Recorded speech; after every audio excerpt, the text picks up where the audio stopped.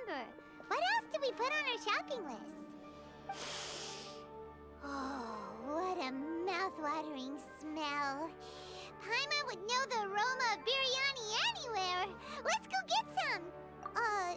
We can still add it to the list. Well, if it isn't the Traveler and Paimon. Wasn't expecting to see you here. Hello there. Oh, it's been quite a while. Huh, so you two are still hanging out together. Dehya, didn't you say last time that you were gonna head back to the desert? I said I was going to resign from being her bodyguard, not that our friendship was over. We're still the best of friends. The Holmayanis also still post jobs from time to time. Their pay is always generous, so me and the other mercs never pass them up.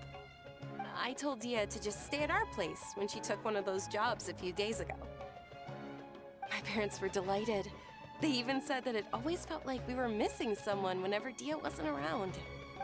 That sounds like something they would say, all right. They're always so welcoming.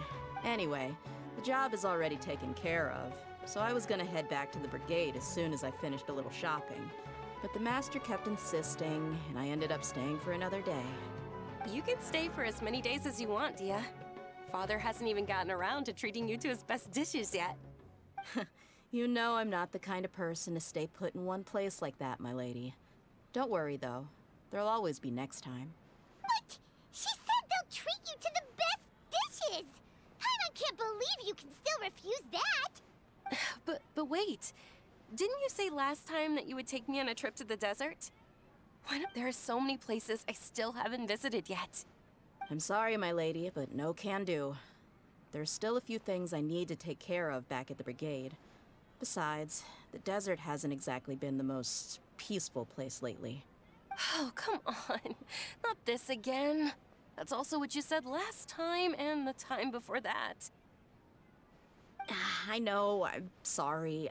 Just give me some more time, and I promise I'll plan the best trip ever for you. All right, fine.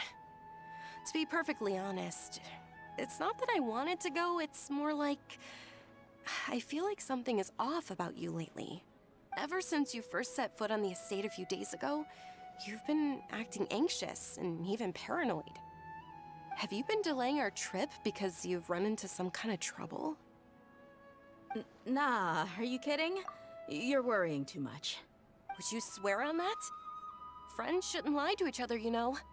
I wouldn't pry any further if you're willing to swear on what you just said. But if something really is bothering you, then just tell me. You know I'll help you however I can. Oh, looks like Junior's was onto something. You're too perceptive, my lady. Seems I can't hide anything from you. I just thought that nothing good could come out of telling you about the messy happenings of mercenaries. Knowing too much only leads to more trouble. Mercenary life is a dog-eat-dog world where Mora reigns supreme. Everything operates on a completely different set of rules. That doesn't change anything about what I just said, though. We're still friends, and I can only support you if I understand what's bothering you. My lady, you're not gonna stop until you drag it out of me, are ya? All right, I'll share what I know. Let's go somewhere else first. This isn't exactly the best place for a discussion. Okay, let's talk here. Just try not to draw any extra attention. As you may already know, the Eremites have both a lot of mercenaries and a complex organizational structure. Many mercs are no different than me, just going around looking for jobs to earn some mora. My brigade is called the Blazing Beasts. We're not a large group, but every member is loyal and brave. However, not all Eremite brigades are like mine. Some are willing to cross all kinds of lines for the sake of mora. The most notorious is a faction known as Deshret's Relics. Deshret's Relics? Judging from the name, they must really look up to... Yep, you got it. I've heard that you've already crossed paths with Ain al-Akmar. They're one of the groups under the Relic's banner. Oh, you mean the group that tried to sell us the Divine Knowledge Capsule? Yeah, they weren't friendly at all. Deshret's Relics is composed of many smaller brigades like Ain al-Akmar. The Relic's headquarters issues orders to all brigades under his control. On any other day, I would want nothing to do with them. Unfortunately, though, the brigade that's stirring up trouble now is none other than Dekhan al-Akmar. Dekhan? I think it means beard or something. Believe me, it's a really stupid name. I found it insufferable for years.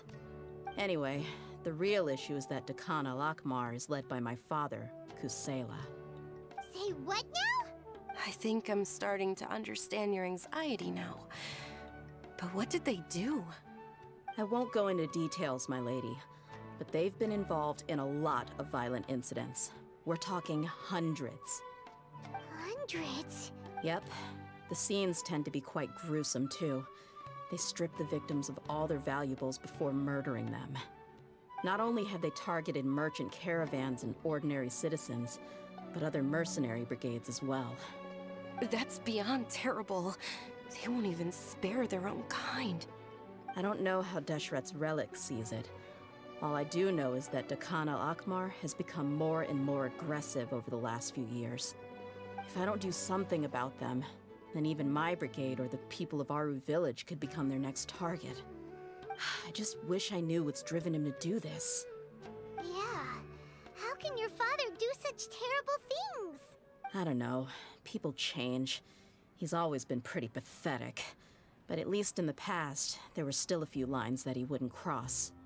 That's setting the bar pretty low. I mean, if he was even remotely decent, then why would I have to leave the brigade and cut all ties with him? He was loud and foolish, with no real sense of purpose.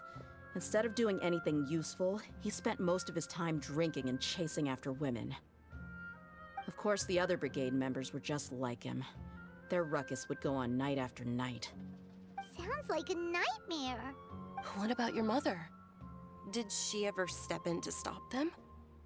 Unfortunately, I never knew my mother. I'm sorry, Dia. I didn't know. It's all right, my lady. That's pretty common in mercenary circles. Didn't I mention that my father was chasing after women?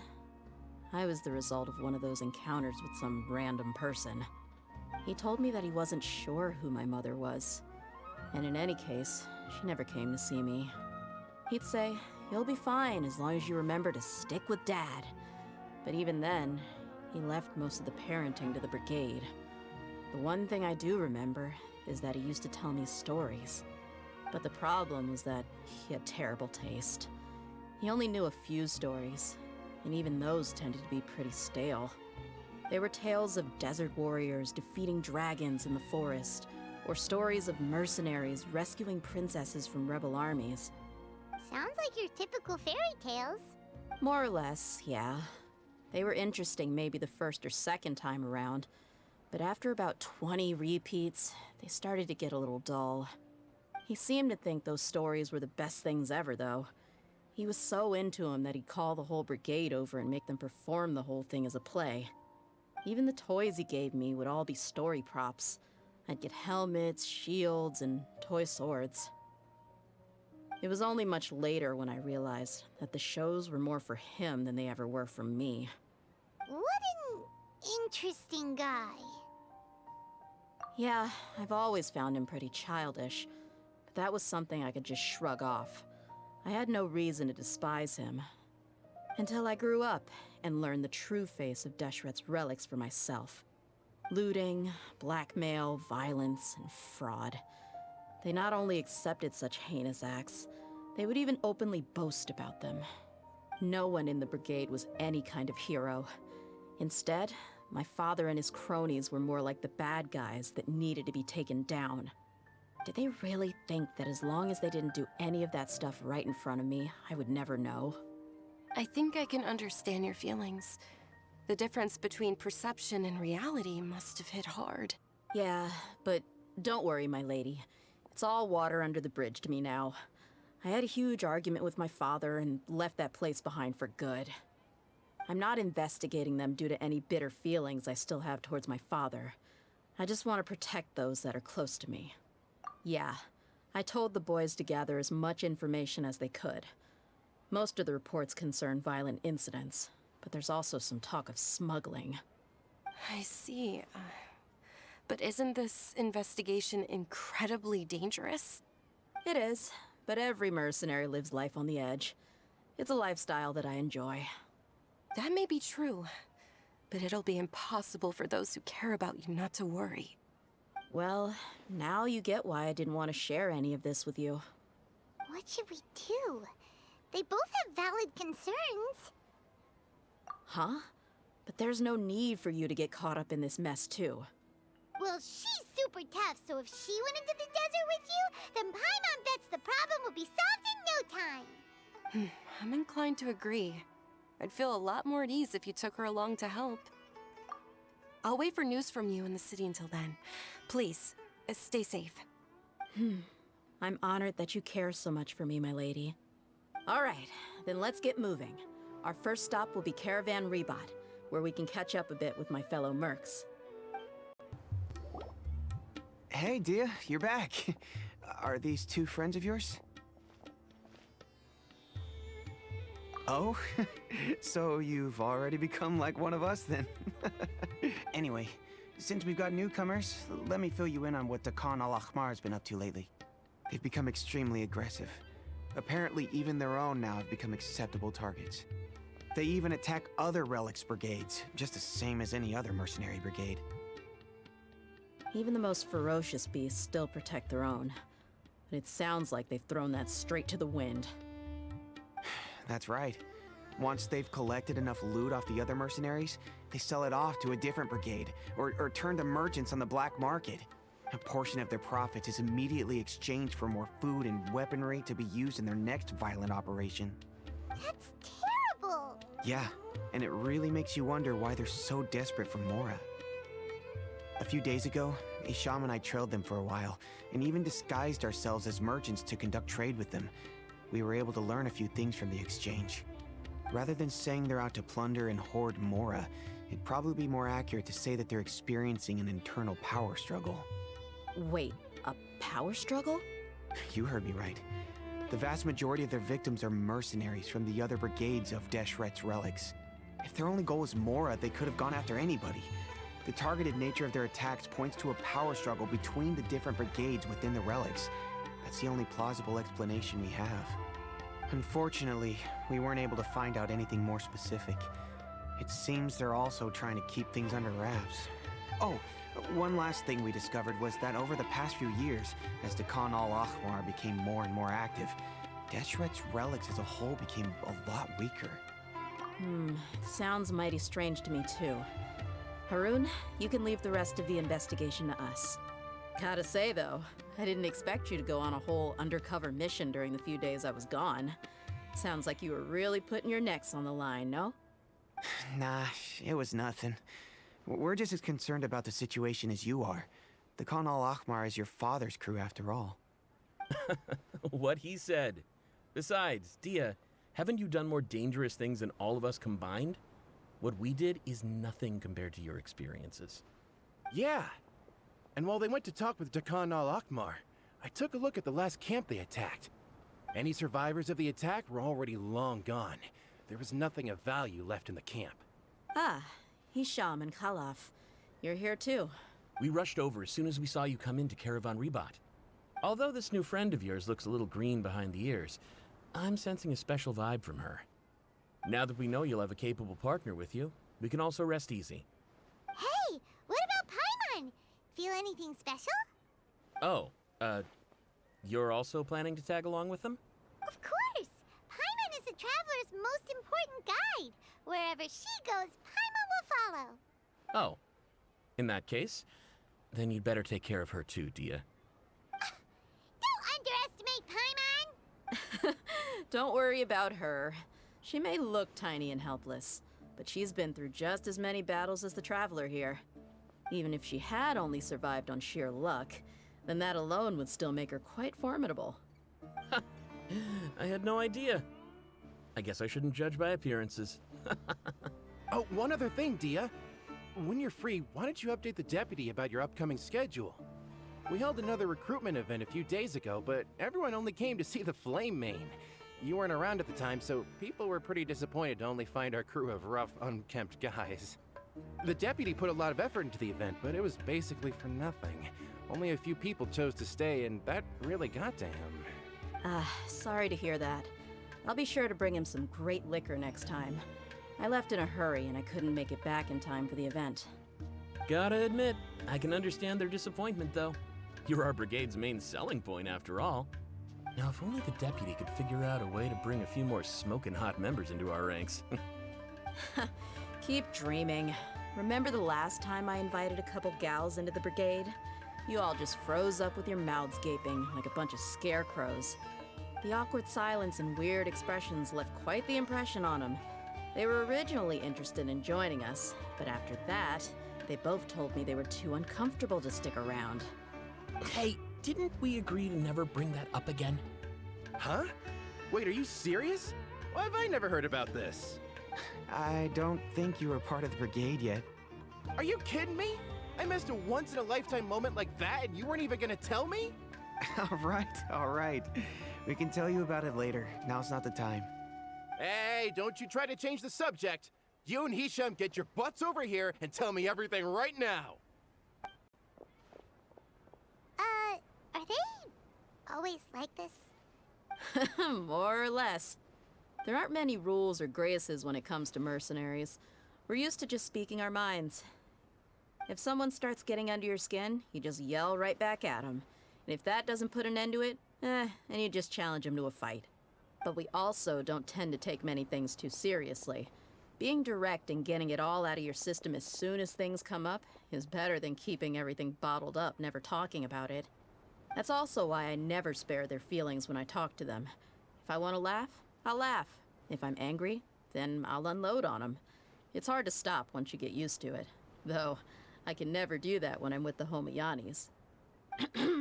Hey, knuckleheads! Can you at least tell me the rest of the intel before you go back to your bickering? Yeah, you hear her, Holof? Told you we gotta focus on the investigation first. I drew up a map. Right here is the spot. There you'll find the merchant caravan responsible for getting rid of Khan al-Ahmar's looted goods. All you gotta do is wait and ambush them in the evening. They'll have no idea what hit them. Perfect. Thanks for that. Be sure to pass my regards to everyone else in the brigade as well. Will do. You stay safe, Dehya. This should be the place. Let's find a spot to hide and bide our time. It's gonna come down to a fight one way or another, so let's all be careful. No need to worry. She knows her way around a fight. I'm not worried about that. What I meant is that we probably shouldn't go too hard on the enemy. After all, we still need to get information out of them.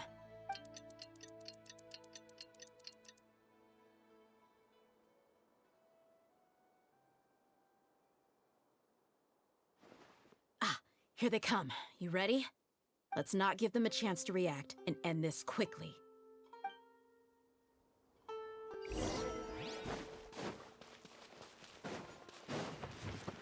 That's close enough.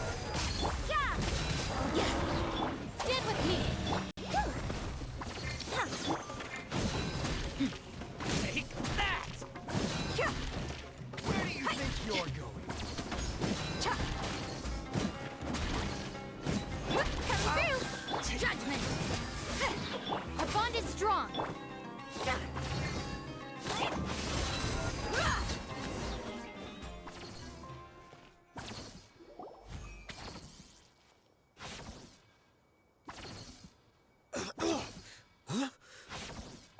You're the Flame Mane. Good. That saves me an introduction. All right, time for a little talk. Are you buddies with Khan al-Ahmar now? Tell me, what are they after? You know the code of being a mercenary just like everyone else. The first rule is to never divulge key information about our employer. What makes you think I'd talk? Ha! That might have worked on an amateur, but I know you're just looking to protect your reputation. Think about it, though. What's your reputation worth if you won't have the other tools you need to succeed in this line of work? Tools like, I don't know, your limbs or eyes? You've got 5 seconds. You might want to think twice about how much your employer's information is worth to you. Whoa! I'm not joking around. We can do this the easy way or the painful way. 2 seconds! I'll save you the trouble.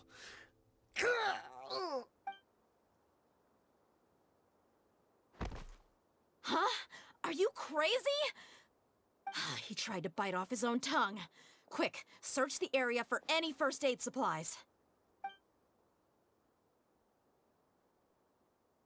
I definitely didn't expect him to go that far. Thankfully, the wound wasn't too deep, and he just passed out from the pain. But why would he be so extreme? I just wanted to test his mettle. You can get a lot of mercenaries to talk just by threatening them. I didn't expect him to be willing to go through so much pain just to deny us some intel. Well, he's out cold for now. We could wait for him to wake up, but maybe it's not a good idea to interrogate him any further. What should we do? Yeah, don't worry about it. It'll be a waste of time to interrogate him again after that. He might just hurt himself again if we start asking. There are lots of goods around here. Let's search the area. Maybe we'll be able to find something. I'm really sorry.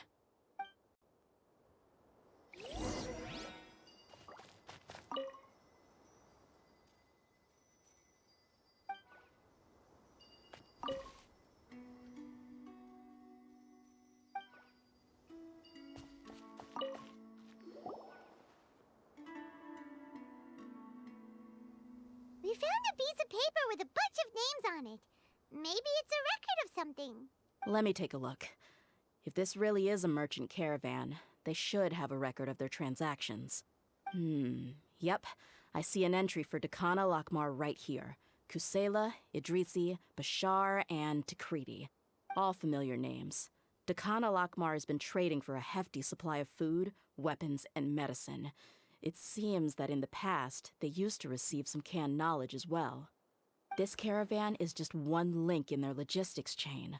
Once in the rainforest, the caravan will exchange the looted goods for Mora, and the funds will then be passed to a specific person. That person will then pack the caravan full of necessary goods, which will then be brought right back to Dakana Lakmar. Wait, why is there no Mora value recorded for the final transaction? No value? Yeah. Every transaction before the last one was marked with an exact amount of Mora, but the final one, where they paid for everything to be brought back to the desert, was simply marked as delivered. Perhaps. But they couldn't have known how much they would make off selling the loot. Do they not care about profit margins at all? Anyway, the next part's the records of the goods themselves. There are a lot of entries. Everything was probably sourced from the rainforest. Huh? What's wrong? Shahzaman Homayani? Homayani? You mean Dunyarzad's family? Could it just be another family with the same last name? I'd be surprised to find someone with the exact same first and last name. Shahzaman Homayani is Dunyarzad's father, and the head of the Homayani family. Just what the heck is going on here? I'm sorry, you're right. I'll consider what we found and not jump to conclusions just yet. But what this piece of paper confirms is that the Homayani family has been providing goods to Dakana Lakmar. What if the Homayanis have been kept in the dark and don't know they've been trading with Dakana Lakmar? That's a possibility, but if that was the case, why is this caravan specifically named Shahzaman as their person of contact? They could have just as easily bought goods such as food and medicine directly from Caravan Ribat or Port Ormos. Yeah, funding violence and looting. The brigade gets the goods, and he is paid the proceeds from the sale of the loot. But why would he do something like this? It's not like the Homayanis are in need of money. I honestly have no idea. I've been to their estate many times, and I've never noticed anything suspicious. The only potentially large expenditure I could think of would be the treatment costs for Dunyarzad's Elazar. Maybe they borrowed a lot of Mora in the past? But that's still just a speculation. I don't think the Master would stoop so low to make Mora. You're probably right. I know my lady's personality, and she wouldn't deliberately keep something like this from us. But What should we do now? All we found is just another mystery. If you ask me, we already have no choice but to confront her about this. I'm not worried. It's too early to make a verdict yet. I still have faith in the Homayanis. Let's go find my lady again. We'll tell her everything and see if she's willing to lend us her support. If we're lucky, we can not only figure out the mystery of this paper, but also follow the trail of breadcrumbs to the people responsible at Dehkhan al-Akmar. Dehya, are you sure this is the best decision? What if instead of getting the help we need, we just end up revealing everything we've discovered to the enemy? I've considered that possibility. But even still, I want to tell her what we found. I think I owe her that much. True friendship is built on trust. She showed genuine concern for me when we first brought up the topic. I can't repay her kindness with doubt and suspicion. That's not how I deal with people. You're right. Paimon wants to trust Dunyarzad too. Yeah. Let's pay another visit to Sumeru City. We're back, my lady. Oh, you're back a lot sooner than I expected. You mustn't have run into any trouble then. Well, how did it go? What did you come up with? Actually, we're still investigating. It's just that we've discovered something strange. I see. The clues you found have led you back here, in the city? Something like that. Yeah. You all look a little dispirited. Whatever you found must not have been very encouraging after all. Why don't you discuss it with me? Maybe I'll be able to say something to cheer you up? It's okay, my lady. It's not so much about me being upset with my father or anything like that. How should I put this? So something is wrong. Even the Traveler and Paimon have been uncharacteristically quiet. On any other day, Paimon would have already waved to me with a smile and shouted, "Dunyarzad, we're back!" So tell me, what happened? Well? My lady, please prepare yourself for what we're going to tell you next. It concerns the Master. The Master? Okay, I understand. Don't worry about me. I'll listen as attentively as I can. My father has been supplying goods to Dehkhan al-Akmar? Yeah, it makes as little sense to us as it does to you. I've never doubted the Master's integrity, so I'm having a real hard time rationalizing how he could ever support an infamous brigade like them. Maybe he's not actually aware of the full story and just stumbled into the deal by accident. I can't help but agree with the Traveler. Huh? You mean you feel the same way, Dunyarzad? Thank you for sharing all this information with me. Since you've told me everything you know, I should also tell you about some doubts that I've been harboring for quite a while. In the past, I thought that my father hired a bodyguard for me so that I wouldn't run away and get lost.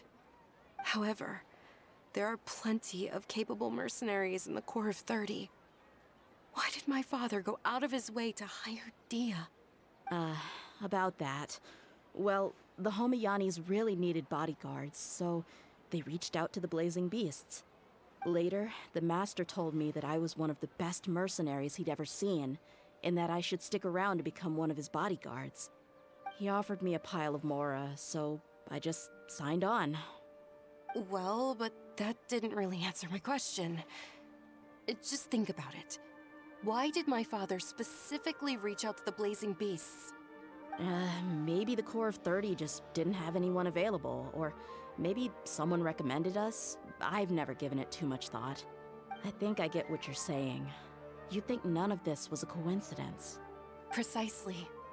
At first glance, nothing seems strange or out of place. But there are many parts of the story that don't actually make any sense. If my father had always been in contact with Dehkhan al-Akmar, then it would make sense for him to bring Dehya into our house. You mean the goal all along was to get Dehya to be your bodyguard? No, that's too much of a stretch. I cut all ties with my father a long time ago. He has no control over my life anymore. But that still doesn't rule out the possibility that your father has still been trying to influence your life without you knowing. So, the Master was not likely an innocent victim in all of this? Sorry we put all of this on you so suddenly, Dunyarzad. It's okay, Paimon. I should actually be thanking you.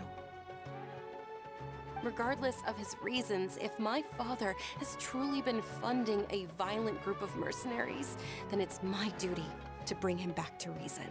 But is that really the right thing to do?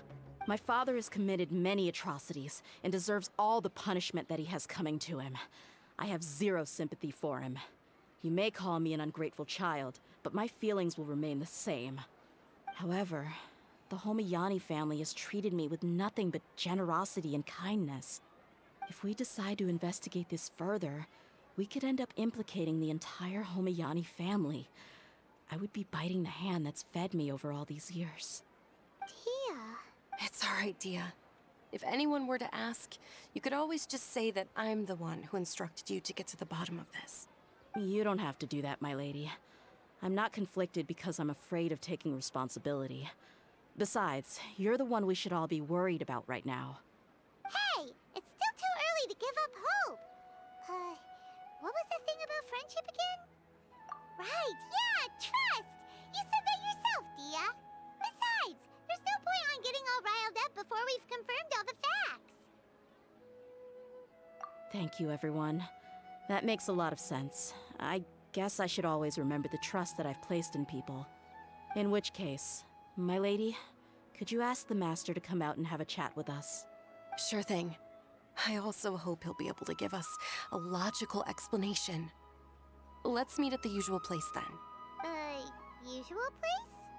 Ah, right. Thank you for coming, sir. Please allow me to introduce these two. This is the Traveler, and next to her is her travel companion, Paimon. Ah, yes. My daughter has mentioned them from time to time. It's a privilege to finally meet them in person. But we may skip all the pleasantries for now. What is the important matter you wish to discuss with me today? Well, we wanted to bring this transaction record to your attention. There's something on this record that we're all pretty curious about. So, that's what you found? Huh. Seems like I can't keep everything from you much longer. If you wouldn't mind, we'd like an explanation.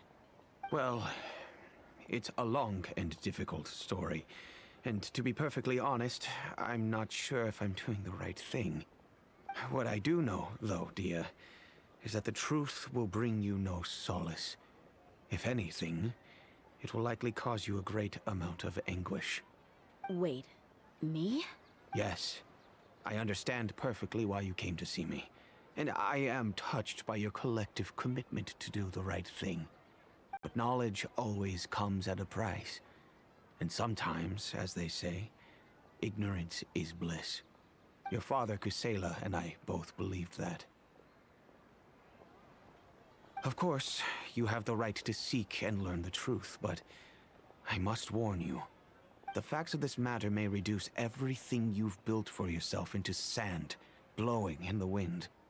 If you must proceed, then Kusela's heartfelt efforts will also fade into the wind like a fleeting mirage. His heartfelt efforts? I'm sorry, sir, but I'm not sure I follow.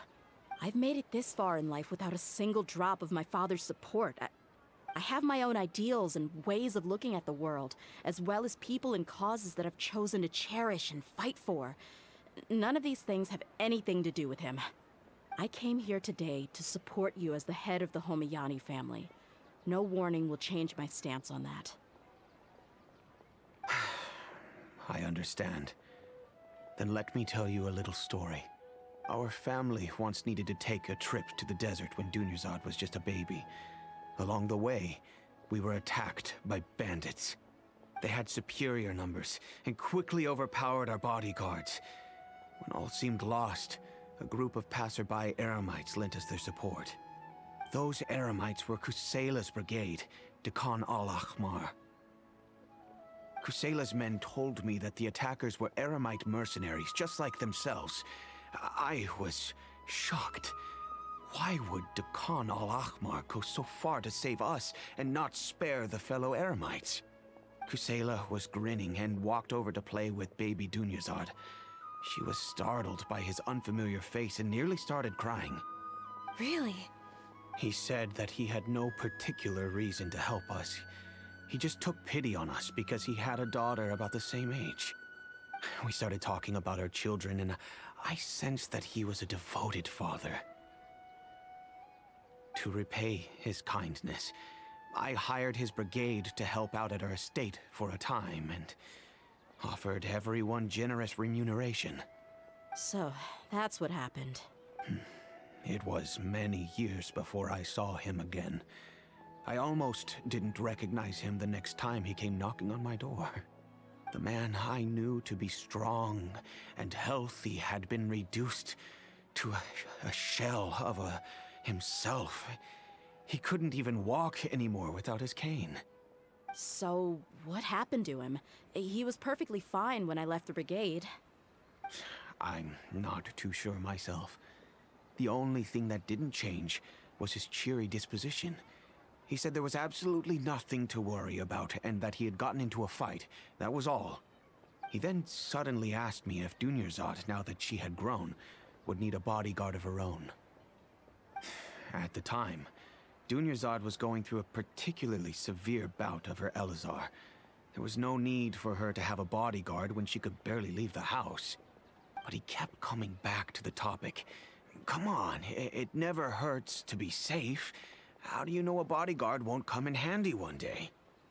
I was completely lost at first, until he recommended the Blazing Beasts, and in particular, a mercenary named Dehya. So he was the one who recommended Dehya to you. Indeed. He didn't say it out loud, but it was clear that he saw Deshret's relics as an evil group who would eventually corrupt every member in their ranks.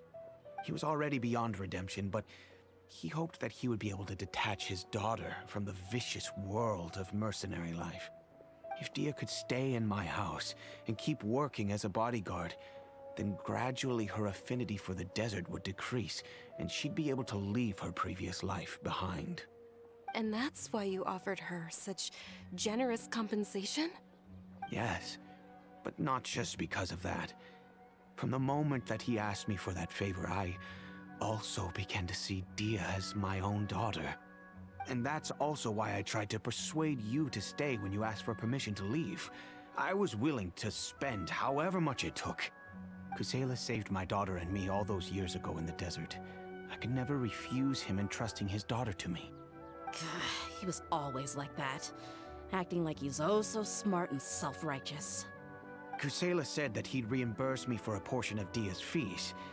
I refused to take any mora from him, but he'd always sent me funds anyway.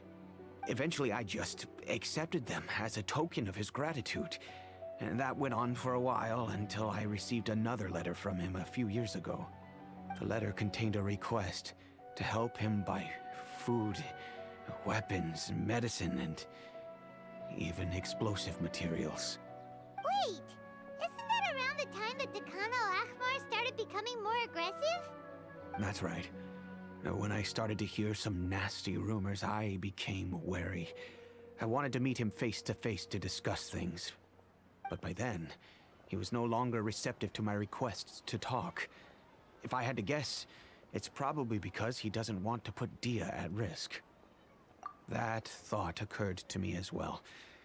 I figured that he probably came to me for help because he had nobody else to turn to.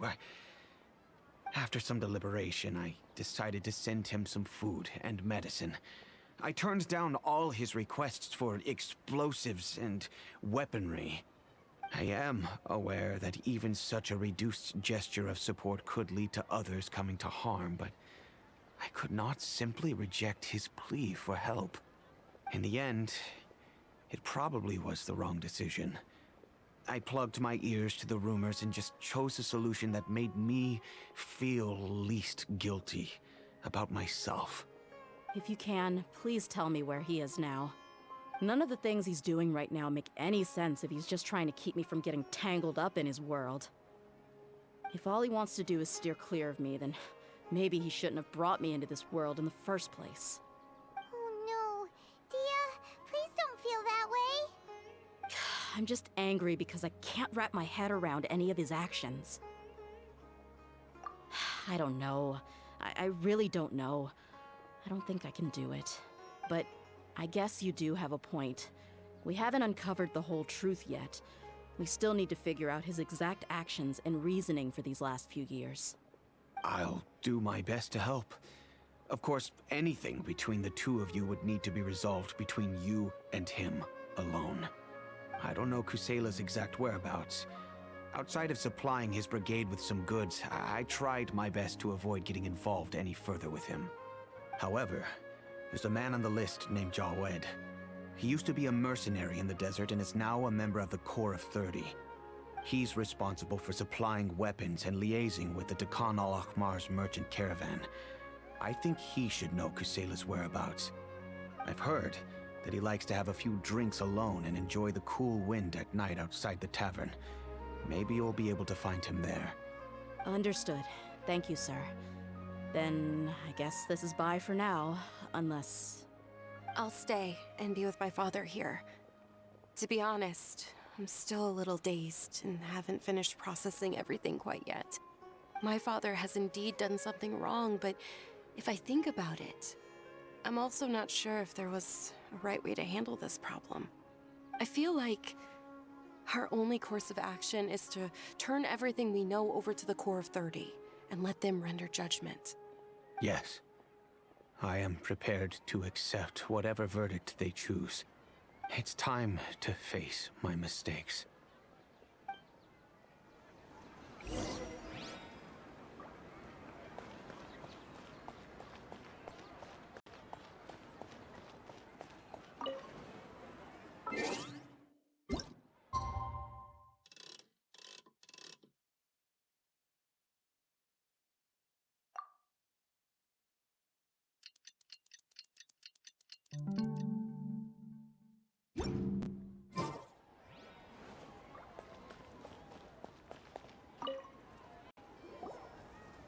Huh? Who are you guys? I know what you've been up to. Smuggling weapons to violent brigades in the desert while working for the Corps? Pretty bold, if you ask me. Shh. Keep your voice down. How do you know all that? Come with me. We should take this elsewhere. I'll be happy to talk things over once we're somewhere private.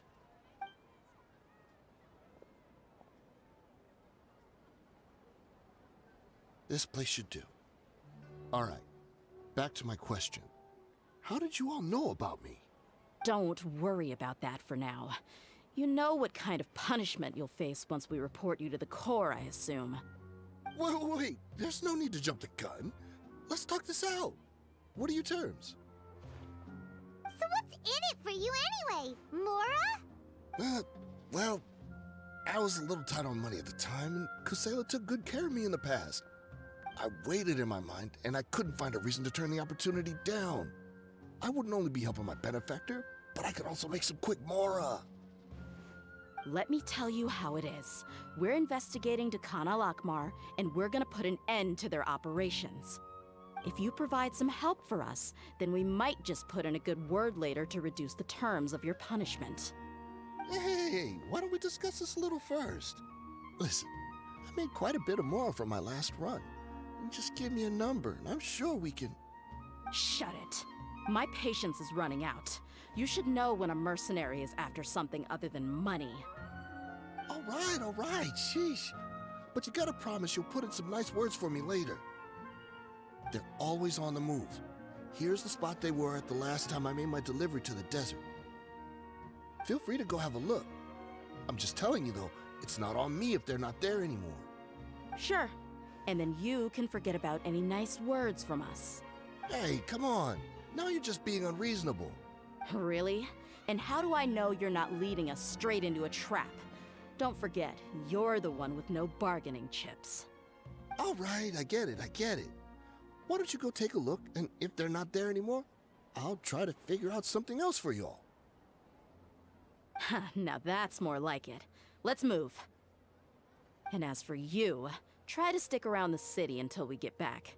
You don't want us to call the folks from the Corps and have them drag you back to the city. Seems like we're in luck. That should be their camp right up ahead. Let's go. We'll finally get to the bottom of this ourselves. I'm here to see Kusela. Tell him to get out here. Dehya, why are you here? Into the shadows.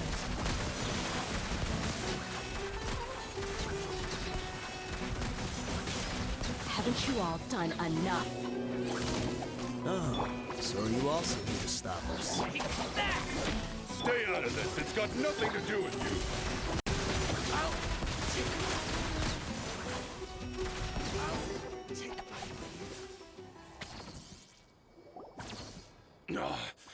She's so strong. Enough fighting. We all know each other, and I don't want to take things too far. Just bring Kusela to me. There's no use hiding him anymore. Did you understand a single word I just said? Or do I need to bash your skull in some more? All right, everyone, let's all just calm down for a second. Dehya, the boss can't come out and see you anymore. He died a long time ago. What? Seems like you've been out of the loop for a while. Guess that's for the best, though. At least, that's what the old man wanted. When did he die? What happened to him? A few years ago, Kusela broke up Dakan al-Ahmar and went to the Deshret's relics headquarters by himself. So is that when you guys started acting up? We would prefer to call it taking revenge. Every last person in Deshret's relics must pay in blood for what they did. Let me start from the beginning. Dehya, do you know how the head of the relics maintained order internally? Overwhelming strength and unquestionable authority? Those were a part of it, yes. But just those on their own weren't enough. They had another tool at their disposal. They called it a person's record. Regardless of whether they joined by their own will or were coerced, every person in Deshret's relics was forced to leave a record of themselves at headquarters. Whether it be their deepest sin, some unforgivable act, or their most immoral exploit, the record served both as a symbol of loyalty and the perfect material for blackmail. That's precisely it. Every one of us have a record. Me, Bashar, Tikriti, and all the boys who grew up with Dehya and ended up joining our ranks. But you, Dehya, you were never asked to provide a record, were you? I never even knew this was a requirement.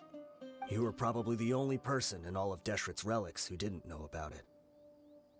Ever since you were born, Boss had been trying to shield you from this organization's sinister rules.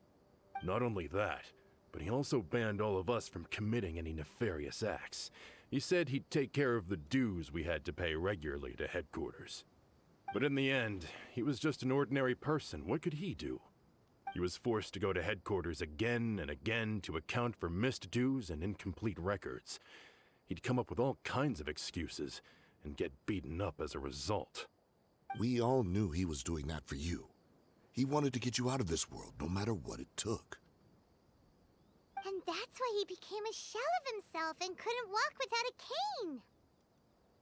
cane. Wait, but that doesn't make any sense. I didn't know about any of this, and I'd never seen him get injured or beaten. Because you were too young at the time.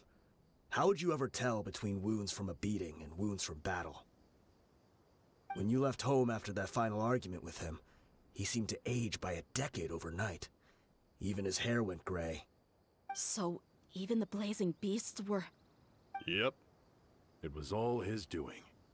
Had he not arranged them to come to you, you probably would have been reduced to a pulp before you ever left the desert.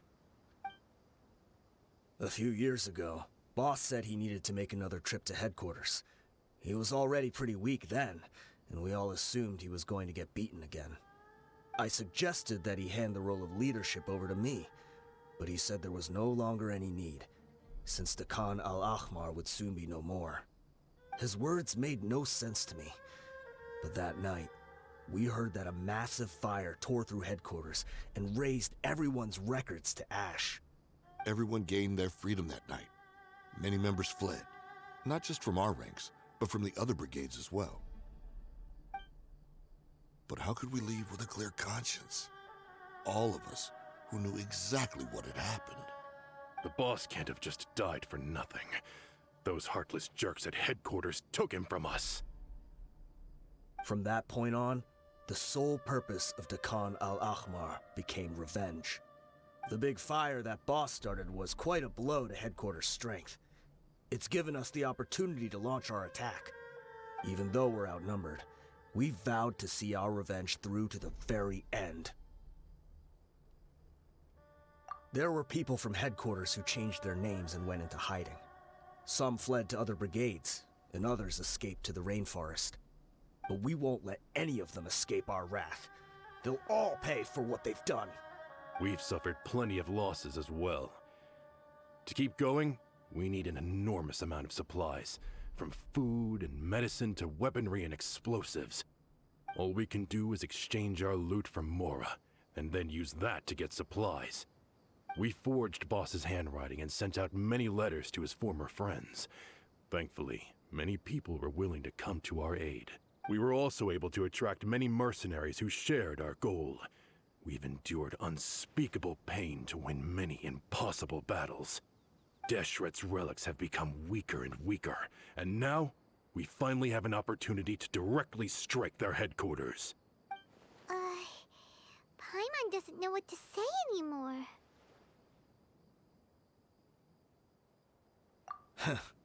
We do know right from wrong, but we were sinners from the very beginning. We do not deserve the freedom that the boss won for us with his life. Boss always loved his old-fashioned hero stories. Those tales about sacrificing yourself to save the world. We used to always laugh at him for it. But in the end, he really went and lived those stories out himself. As for me, I never considered myself a hero. We're all the lowest of the low. We have no right to even imagine such an existence. But maybe those hero stories he liked foreshadowed everything that was to come. The spirit of the hero touched all those he had saved, and more people joined his cause.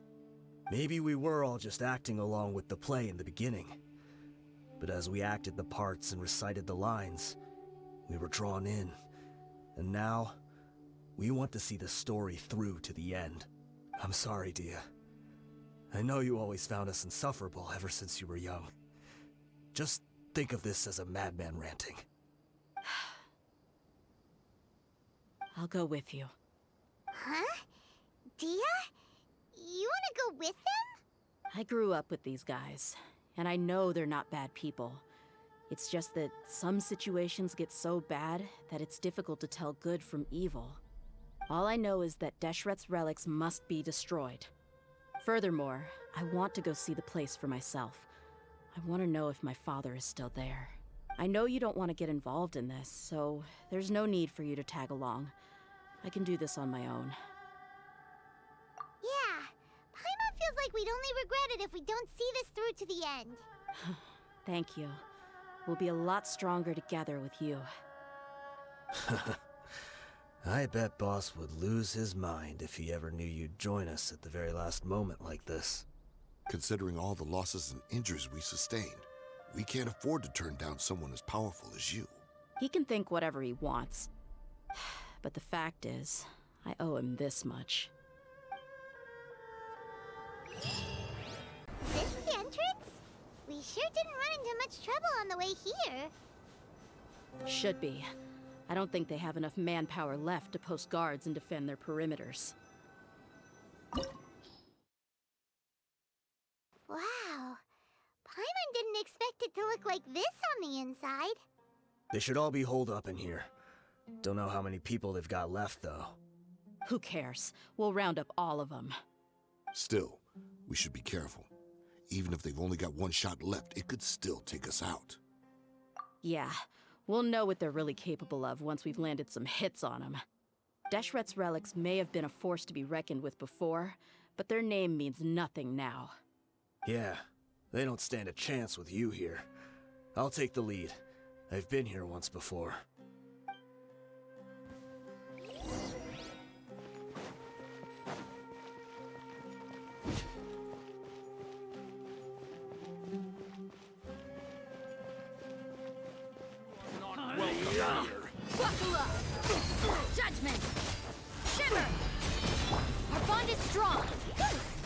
Into the shadows.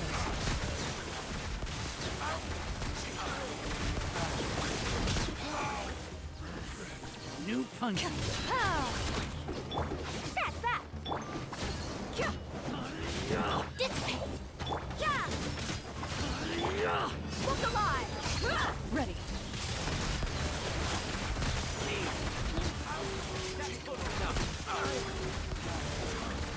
You want this?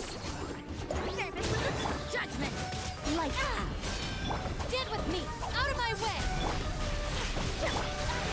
You asked You for it! want this? I'm getting sick of this.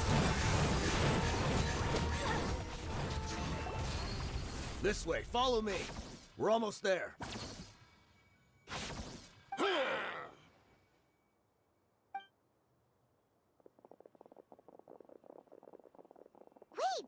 They went charging ahead without checking for any traps!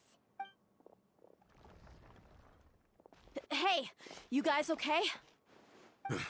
It seems like we just got trapped in here. Don't think we triggered anything else. Watch out, the enemy's coming from ahead. Well, now that things have come to this, seems we'll have to fight our way through. Don't worry about us. We knew something like this could happen. Go and take a look around. There could still be another way through. Let's go! We can't let the boss down! Let's check if there's another way! The sooner we can make it through to help them, the better. Let's see. I think I see a way through over there, but it's being blocked by something. Let's try our luck with that mechanism. Okay, let's go!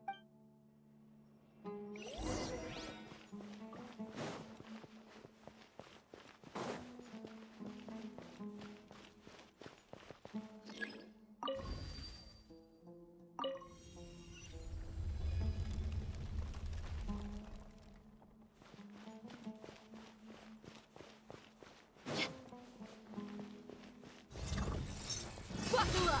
Hi! You can't run! Into the shadows.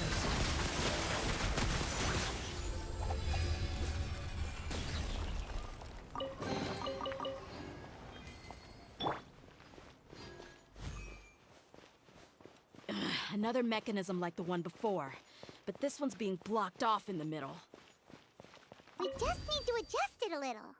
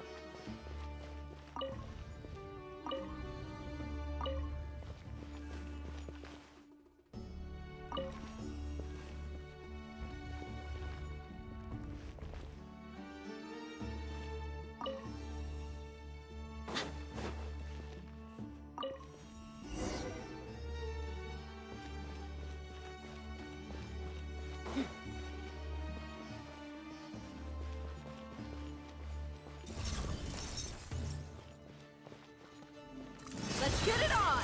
Yeah! Coming through! Loaded.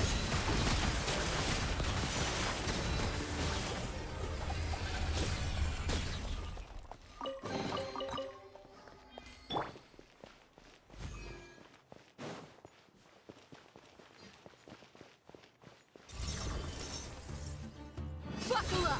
Hi! You can't run! Punishment! Dissipate! Hi! Cha! Huh! You're dead meat!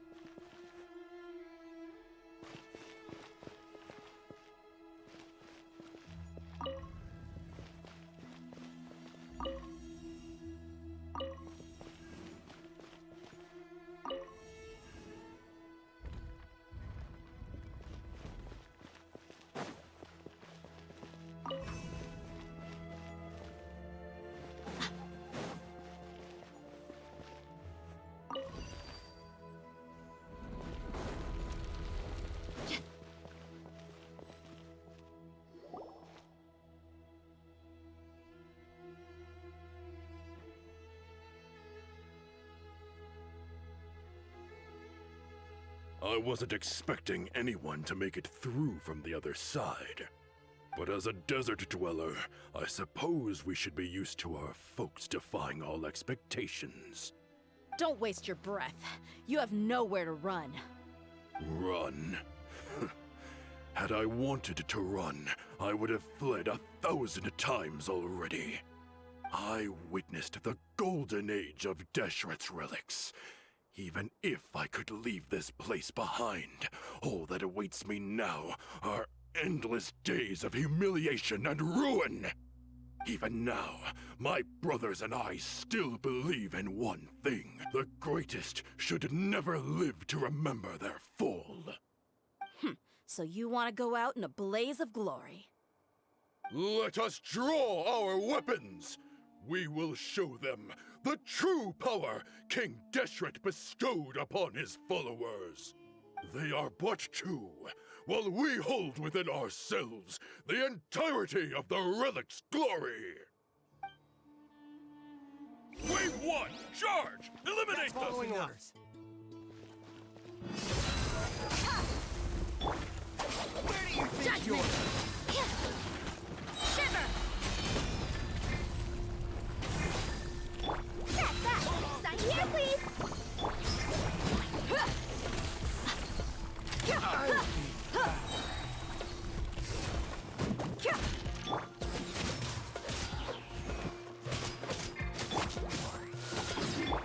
Buckle up! Hi! Don't think that you've won. We're just getting started. You asked for it. Will.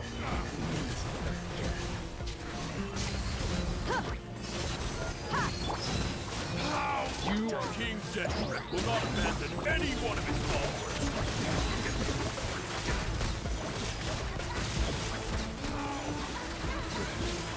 Brothers! This is where we prove our faith. Do you all just want to die? None of us plan to leave this place alive!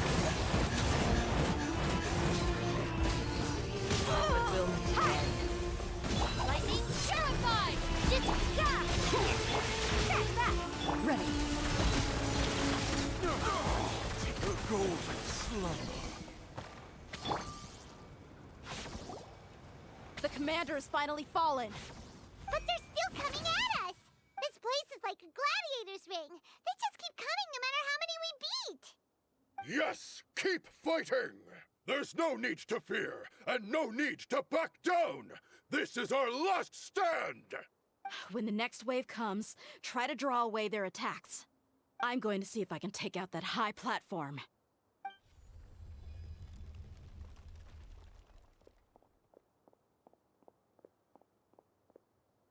Get out of my way! Come and face me, Mishal! Ugh, so they've broken through the front as well. Apologies, Lord Michal. They fight like absolute madmen. No matter how much we throw at them, they just keep coming for more.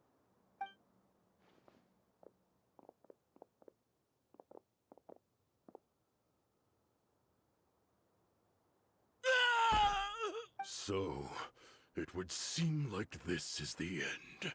Time to pay for everything you've done, Mishal. You think I would give you that opportunity? I will be buried in the sand, alongside all the rest of our fading glory. Hey, wait!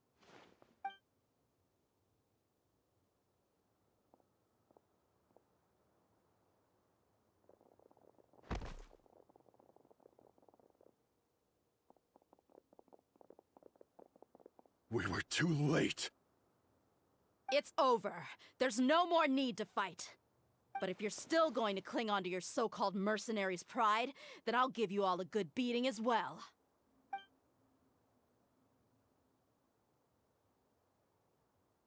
Hey, dear! I found the mechanism. I'll get you all back up here right away. Let's go.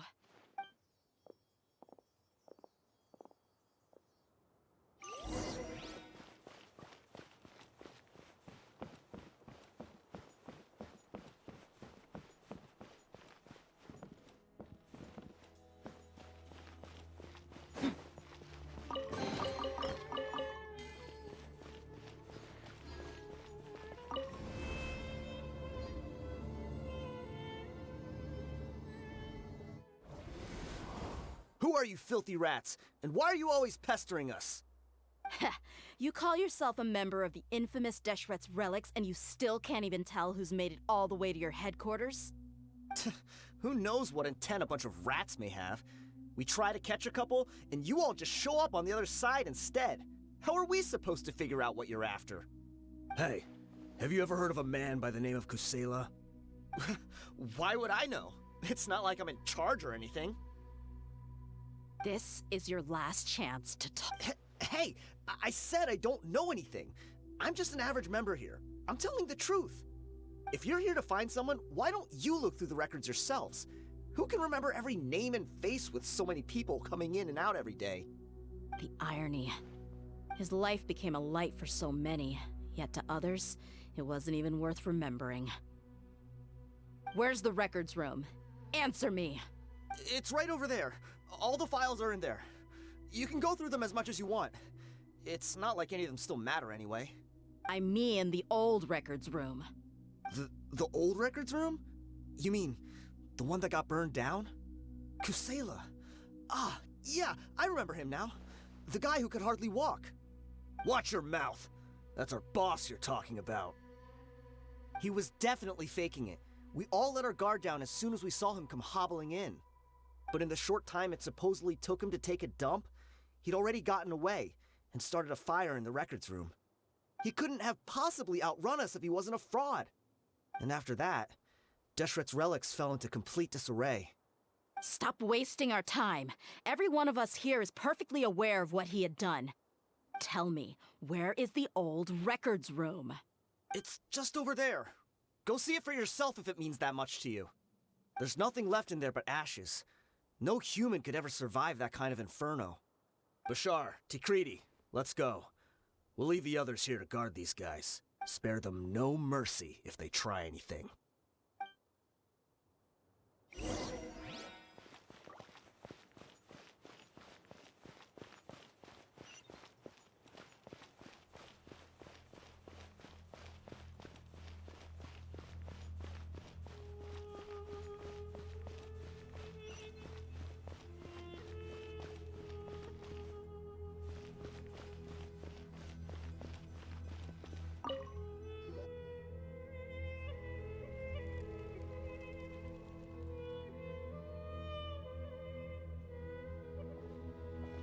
So, this was his final destination.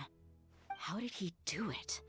Getting past all the guards with a limp and sneaking in here to start a fire? If he was nimble enough to do that, then he must have been able to get out of here after starting the fire, right? Dehya. I'm sorry. I know it's just wishful thinking. Let's look around. Maybe we can find something that's been left behind.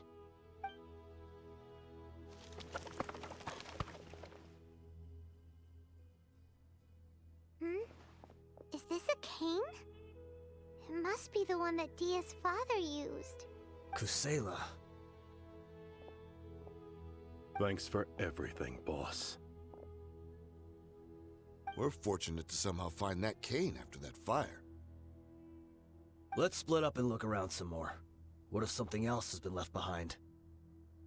But what else could survive a fire like that? Huh?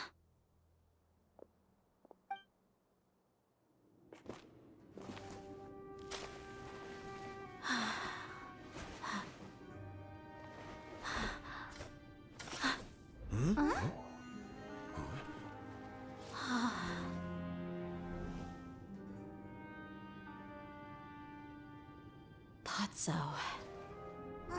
Wait! Isn't that the toy sword you played with as a child?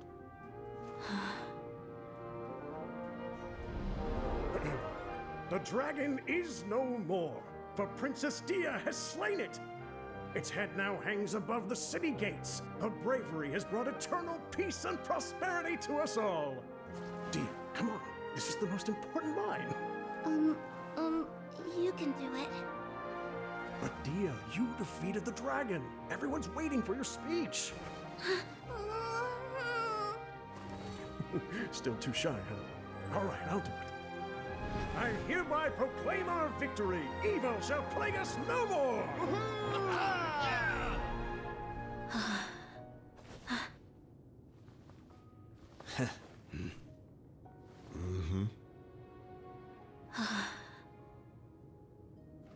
I hereby proclaim our victory. Evil shall plague us no more, Dad.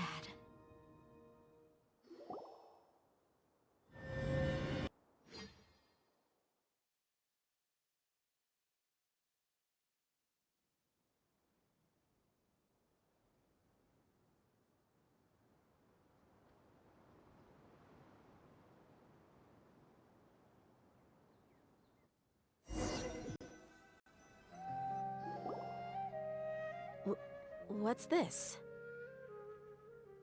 Don't you remember? You asked Paimon what she would do if she were to wake up tomorrow with loads of money. And Paimon said that she would get boatloads of tasty snacks.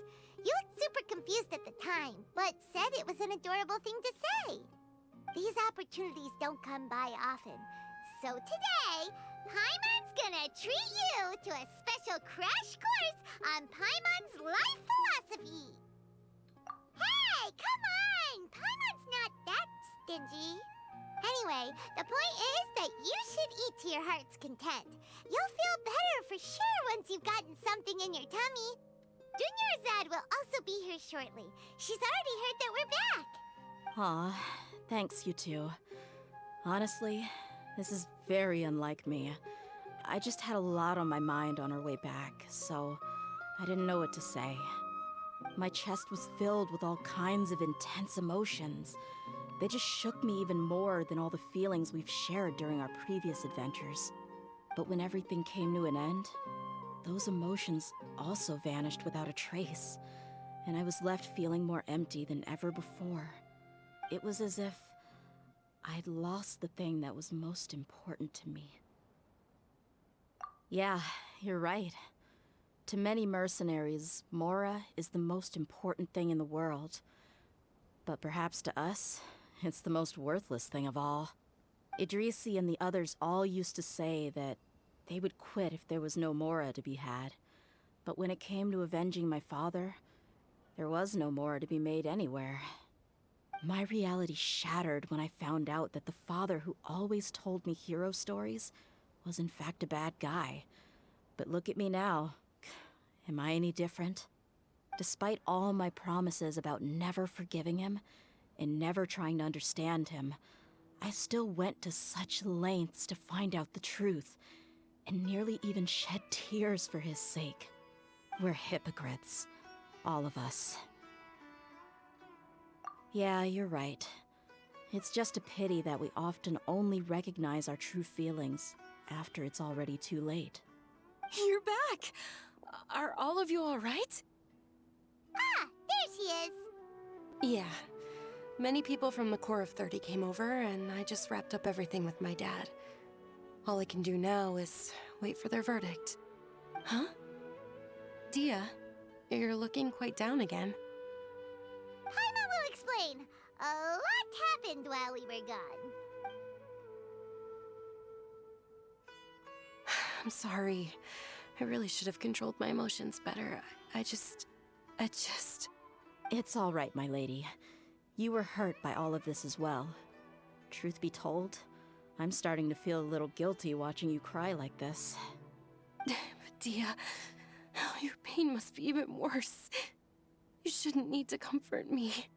Hey, don't worry about me. If anything, this whole thing has finally shown me the difference between illusion and reality. My father probably thought that people could settle into new lives as long as they moved to a new environment. That thought has even crossed my mind a few times. It's like saying, what's wrong with adapting to a new life? However, there was always something deep within my mind that refused to accept it.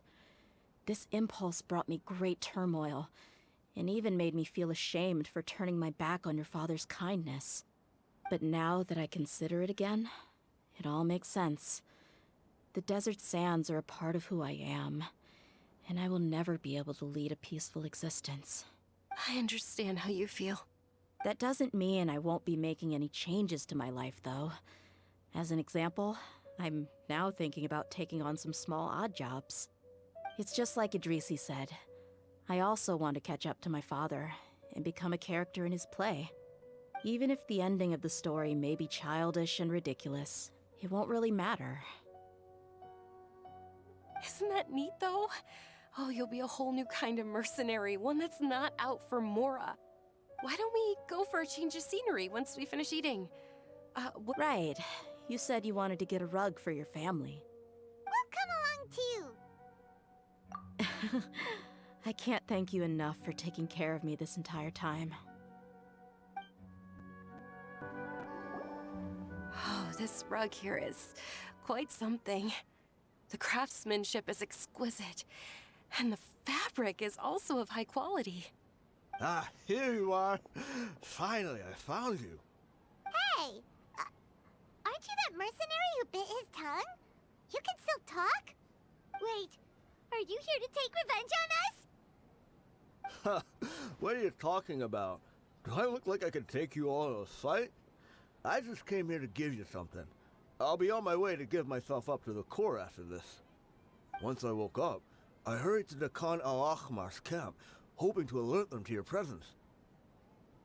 But when I got there, I found no one except the members who were still too injured to move.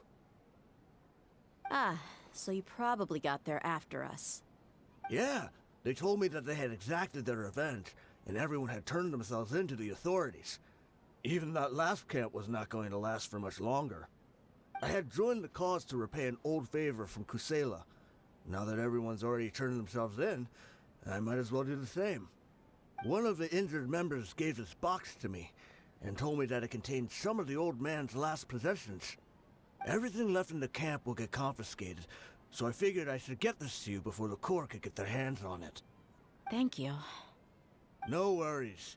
We are all just living our own truths. There's no need to comment or judge anyone for it. So this box contains everything that Dia's father left behind. Huh. It feels lighter than expected. Well, back in the day, the first thing he did with any Mora was spend it on things like drinks and meat. But let's see what's inside. What's this? It's just a bunch of junk. Ugh, it kinda stinks. Perhaps it's just been left unopened for too long. A handwritten copy of a storybook. The paper's already yellowed, and it looks like it's about to fall apart. It was against the Academia's rules to possess books for personal use. If he was going to break that rule, he could have at least copied something useful. That probably means this was really important to him. Ah, and here are a few bags of children's snacks. The packaging's completely deteriorated. Maybe that's where the smell was coming from. Did he get those for you? Yeah, but here's the thing, though. Even when I was a child, I was never a fan of these kinds of snacks. He'd always say that he got them for me, but in the end, he always ate more than I ever did. Who even leaves snacks in a box like this anyway? Isn't that just common sense? Forget it. Let me see what else is in here. A razor, some buttons, some round iron tiles, a wooden toy puppet, a wool scarf, which from the looks of it probably belonged to a woman, and a hair clip? Why are these things here? I'm suddenly feeling a little scared. I'm sorry, my lady, but this is just the kind of man he was. He probably saw this box as some kind of personal trash heap and dumped 2 empty liquor bottles. Tell me, you guys, are these the kinds of things that a normal person would leave behind? Huh? There's something in the bottle! Oh, you're right. All right, I got it out. It seems to be a piece of paper with some writing on it. The bottom part's all damaged from moisture, though. Let's hope the writing didn't smudge. I was suddenly seized with an urge to write a letter after finishing this bottle. I just folded it up and left it in the bottle, though. If I end up forgetting about it, it won't really matter. To Dia. It's a letter for me? It's all right. I'll just read it out. If he went to the trouble of writing a letter, there must have been some important things that he wanted to say. Or at least record down. My condition's becoming worse and worse. Can't even walk without a cane anymore, much less go out and have fun. Guess I don't have many days left. If you're reading this letter, then I suppose I'm already long gone. You were adorable as a baby. Everyone loved you. And regardless of whether you were crying or laughing, everyone enjoyed having you in the group. But once you grew a bit older, you were no longer nearly as happy or cute. It's probably the guy's fault. Can you believe this guy? He can point the finger at himself. Anyway, back to the point. To summarize, I'm writing this so you would know not to feel sad for me, even if you end up finding out the truth. The reason being that I was never your father to begin with. Wait, what? Surely, he must be joking, right? I don't know. I was quite formidable when I was young, and 100 times cooler than some so-called flame main. Really felt like the whole world was under my feet. With just a teeny tiny bit of effort, I felt I could rule over the entire desert. But as fate would have it, I went out into the desert for a drink one day and discovered a baby in the sands. It was you. You were just lying there, small and helpless. You were so tiny that if the wind blew for just a little while longer, you would have been buried forever. But your cries were so loud they made my head hurt. Now that I think of it, you really were a bundle of energy. Sounds like he's serious. I told Idrisi and the others that I had slipped up with a woman while out and about. None of them even doubted me. I'm sorry that I had to lie to them for so long, but I really had no other choice. I was their most esteemed leader, after all. It's not like I could just tell them that I suddenly wanted to play at being a father. At this rate, I'll puke up all the liquor I just drank from this bottle. Anyway, Dehya, you possess the kind of freedom and kindness that we could only dream of.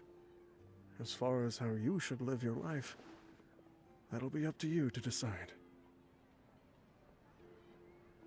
That's the end of the letter. In the end, he was still thinking of me as a little child. I suppose, or I would have suffocated under the sand a long time ago. He was a good father to you. The fact that he wasn't a blood relative doesn't change that. Yeah. It's just a pity that we had to learn the truth of everything like this. Do you already have some ideas about the decision that he wanted you to make? I do. If he first found me alone in the sands, then I want to try my hand at finding the person who abandoned me. I just have one wish. To tell them a story. That there once existed a childish and foolish jerk with a heart of gold. And that only under his care was I able to grow and mature into the person I am today. If you end up finding any leads, can you share them with us? We go on adventures all the time. Maybe we'll be able to find some information for you. Sure, I appreciate it. I wasn't expecting you to be so enthusiastic. I'll help too. Thank you. All of you. Thank you so much. My life has certainly had its twists and turns, but I've always considered myself lucky. Because no matter where I've gone, I've always been surrounded by incredible kindness.